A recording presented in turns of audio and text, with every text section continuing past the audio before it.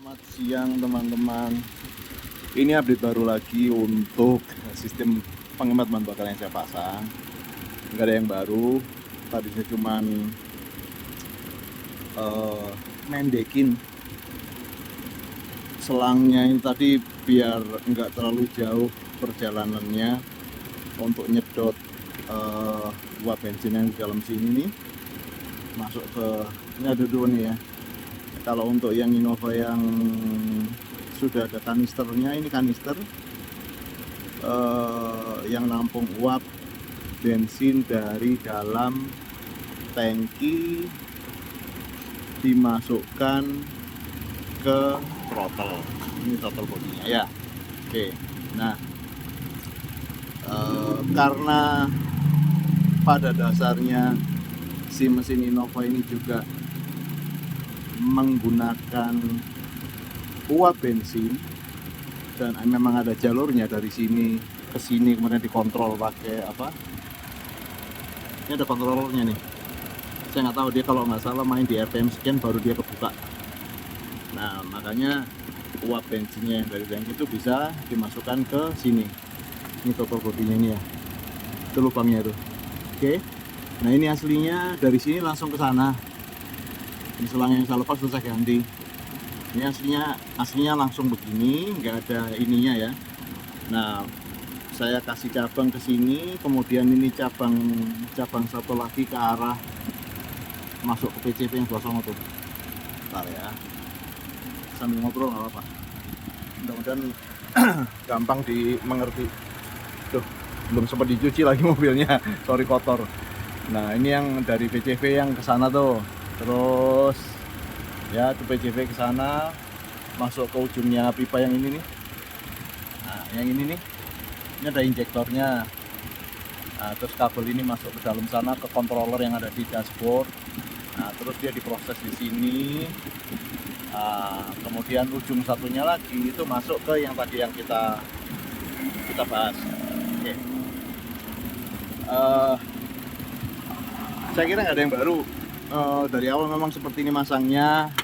Hanya kalau yang ini nih tambahan untuk memonitor apakah mesin saya ini benar-benar masih sehat apa enggak sih, karena kan sebagian oli mesin itu pasti nguapnya kemana, dibakar lagi. Nah cuman saya nggak mau oli yang dari PCV itu terlalu banyak dibakar ulang, ya udah saya tampung di situ tuh.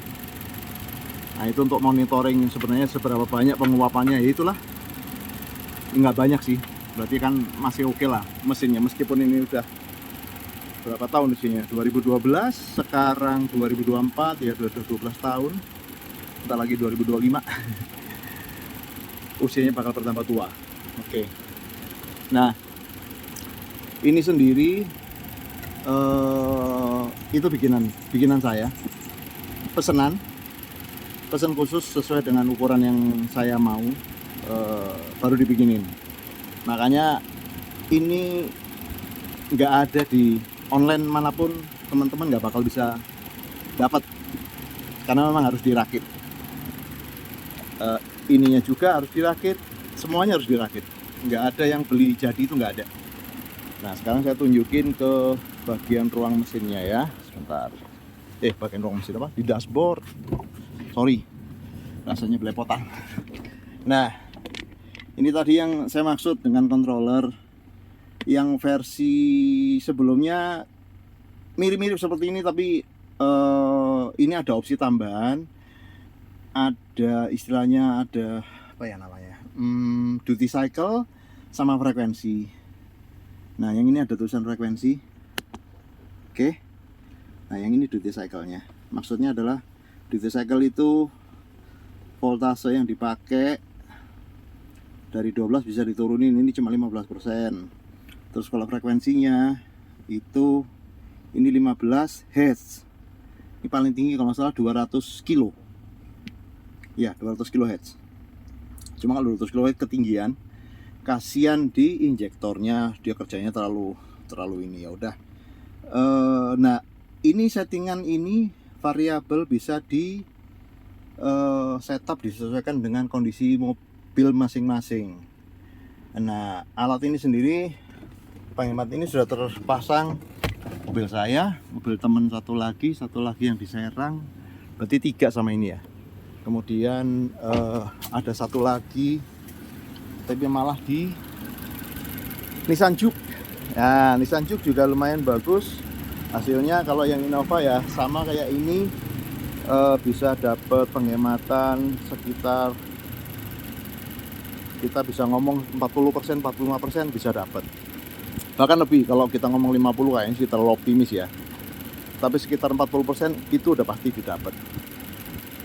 Karena di mobil ini sendiri sebelum dipasang sekitar 1,5 tahun yang lalu itu bensinnya lumayan parah, 17, 18. Saya nggak pernah bisa dapat 19 di kondisi jalanan macet, itu nggak pernah ketemu segitu. Kalau di jalan lancar masih bisa lah 110 normal ya, 19 itu tanpa dipasang. Nah setelah dipasang ini, kalau kita jalannya juga tertib karena ini mobil-mobil matic,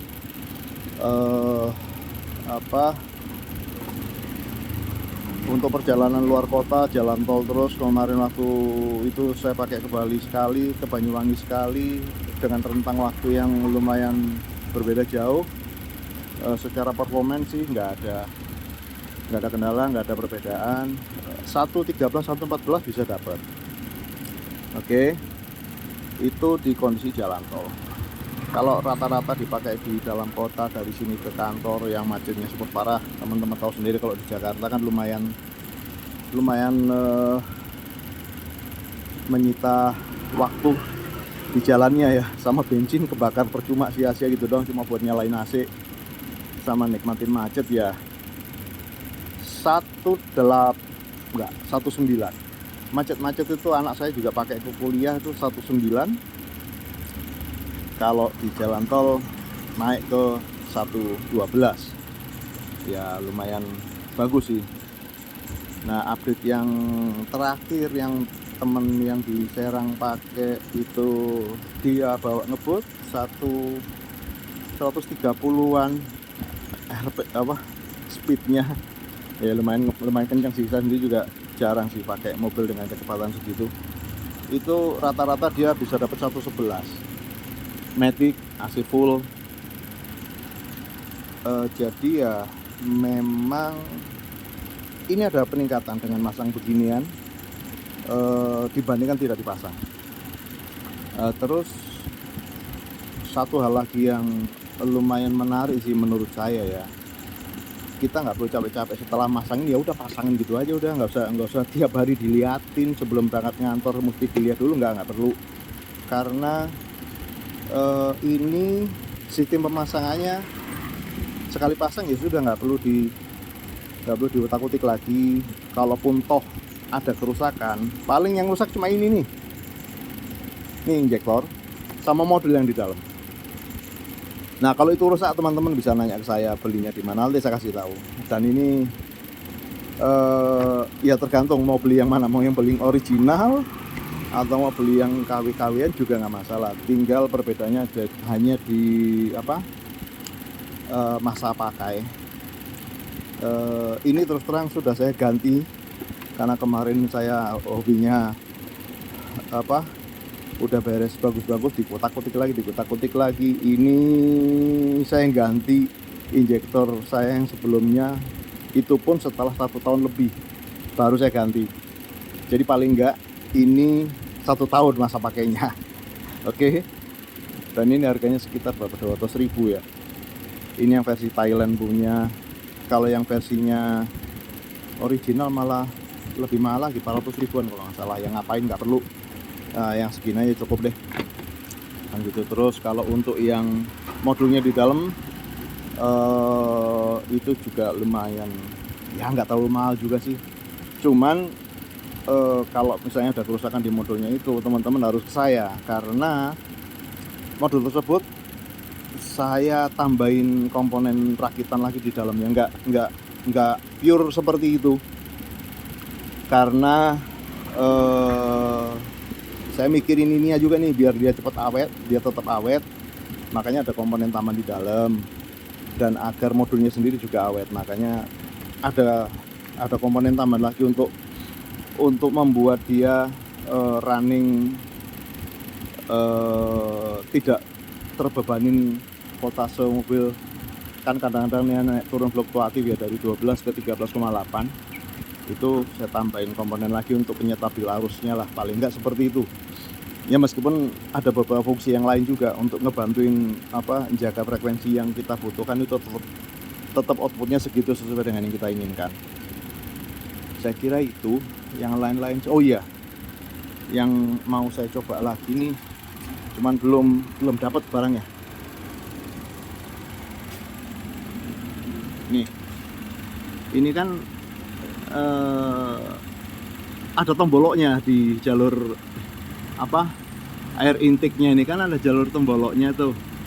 Ada juga beberapa temen yang nggak tahu ininya masih kepasang atau enggak, cuman di sininya ini diganti yang punyanya punya Prado. Cuman harganya juga ya lumayan mahal juga sih. 2 jutaan lebih untuk kotak plastik itu doang di tengah. Ya mungkin Toyotanya jualnya juga memang terlalu mahal sih. Maksud saya kenapa saya bahas ini, ini nanti mungkin saya mau copotin di sininya ya. Saya kasih brushless motor yang kayak kipas gitu. Saya mau dorong udara yang dingin masuk ke sana. Cuman udara dinginnya itu nggak boleh ngambil dari luar, tapi dari kotak ini. Saya juga kurang tahu apakah itu nanti efektif atau enggak, harus dicoba. Kita belum tahu hasilnya, tapi idenya seperti itu untuk menambah jumlah udara yang ada di sini. Kalau yang sekarang kan dia hanya dari filter di sini, kemudian masuk kesedot ke sana, terus di sini dia dikasih tembolok cadangan. Mungkin ini untuk nyimpen udara. Kalau sewaktu-waktu kita mau ngegas mendadak itu angin dari sini yang kesedot. Kayaknya sih gitu. Menurut saya loh ya, aku nggak tahu dah. Gitu teman-teman. Ya udah, untuk sementara itu dulu biar nggak kepanjangan videonya, nggak enak juga nih ganggu kuota. Ya udah, kalau misalnya ada pertanyaan ya silakan nanti komen aja di YouTube saya ya. Oke, terima kasih. Salam.